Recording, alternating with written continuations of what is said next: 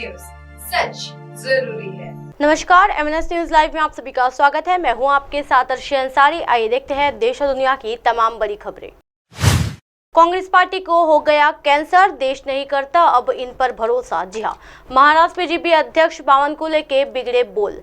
महाराष्ट्र में राजनीतिक लड़ाई शांत होने का नाम ही नहीं ले रही है। पार्टियां और नेता एक दूसरे पर जबरदस्त हमला बोल रहे हैं।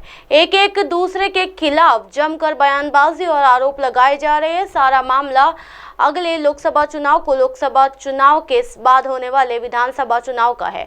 इस बार लड़ाई बेहद ही रोचक होने वाली है। इसी बीच महाराष्ट्र बीजेपी के प्रमुख चंद्रशेखर बावनकुले ने उद्धव ठाकरे और कांग्रेस पर हमला बोला है। कांग्रेस को हो चुका है कैंसर, बीजेपी। जी हां, भाजपा के प्रदेश अध्यक्ष चंद्रशेखर बावनकुले ने उद्धव ठाकरे और कांग्रेस पर निशाना साधते हुए कहा कि कांग्रेस को कैंसर हो गया है।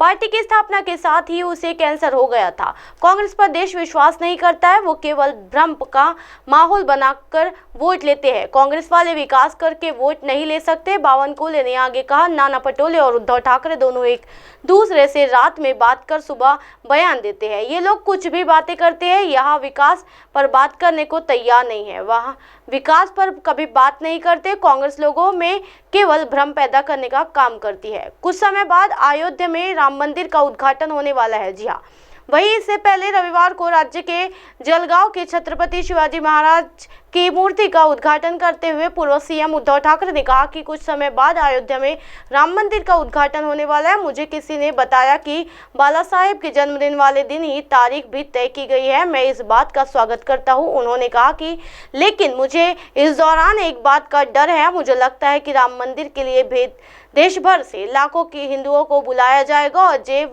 जब वो लौट रहे होंगे तो गोधरा जैसा कांड कर दिया जाएगा।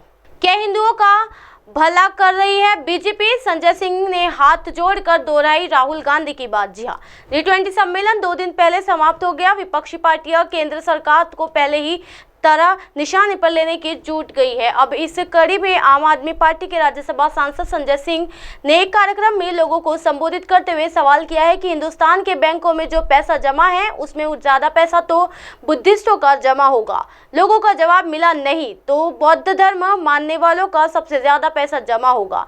इसका भी जवाब मिला नहीं। इन दोनों का जमा नहीं है तो सिखों का जमा होगा। अगर ऐसा भी नहीं है तो सिखों होगा। यदि उनका भी नहीं है तो मुसलमानों का पैसा बैंकों में जमा होगा। पब्लिक ने फिर जवाब दिया नहीं। इसके बाद संजय सिंह ने कहा कि इनका पैसा जमा नहीं है तो फिर बैंकों के किसका पैसा सबसे ज्यादा जमा है? वह फिर सवाल करते हैं हिंदुओं को जमा होगा। जवाब हाँ में मिलने पर उन्होंने कहा कि सबसे ज्यादा डकैती किसके यहाँ पड़ रही है? हिंदुओं के यहाँ। हाँ, इसके बाद संजय सिंह लोगों से पूछते हैं कि अब हम महंगाई की बात कर लेते हैं। इस देश में सबसे बड़ी आबादी बौद्धों की होगी। बौद्धों की नहीं तो सिखों की होगी। सिखों की नहीं तो ईसाइयों की होगी। उनकी भी नहीं हुई तो मुसलमानों की होगी। आगे उन्होंने कहा कि साफ है कि देश में सबसे ज्यादा आबादी भी हिंदुओं की है, यानी सबसे ज्यादा महंगाई की मार हिंदू ही झेल रहा है। लाठी भी सबसे ज्यादा हिंदू ही खाते हैं। जी हाँ, संजय सिंह ने किसानों की बात करते हुए कहा कि बैंकों ने पैसे और देश की आबादी की तरह सदस्य सबसे ज्यादा किसान भी बौद्ध है।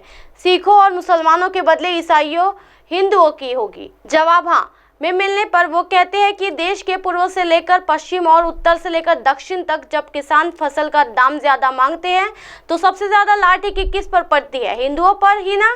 साफ है कि लाठी भी सबसे ज्यादा हिंदू ही खाते हैं।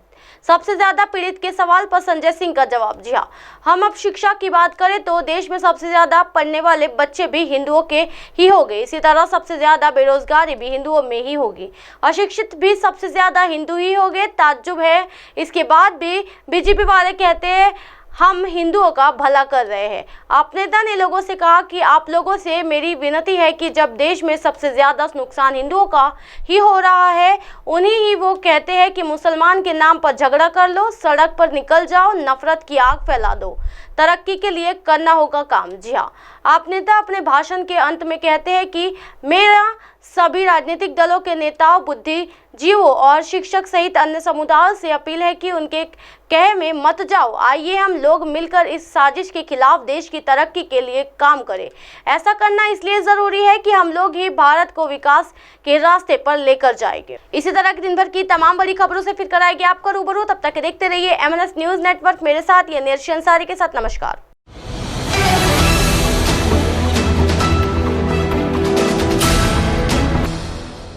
ये है MNS न्यूज नेटवर्क और आप देख रहे हैं MNS न्यूज।